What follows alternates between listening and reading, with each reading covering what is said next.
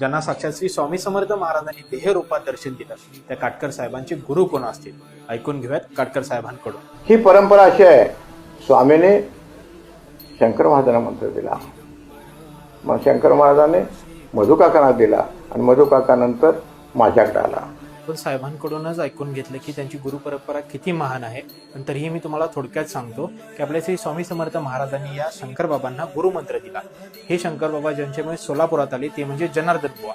या जनार्दन बुवांना शंकर बाबांच्या आशीर्वादामुळे एक मुलगा झाला। त्यांचं नाव त्यांनी ठेवलं जयकृष्ण जनार्दन बुवा, म्हणजेच आपले मधुबुवा। आणि याच मधुबुवांना शंकर बाबांनी वयाच्या 14व्या वर्षी गुरुमंत्र दिला व त्याच दिवशी त्यांना हा अनुग्रह देण्याचा देखील अधिकार दिला।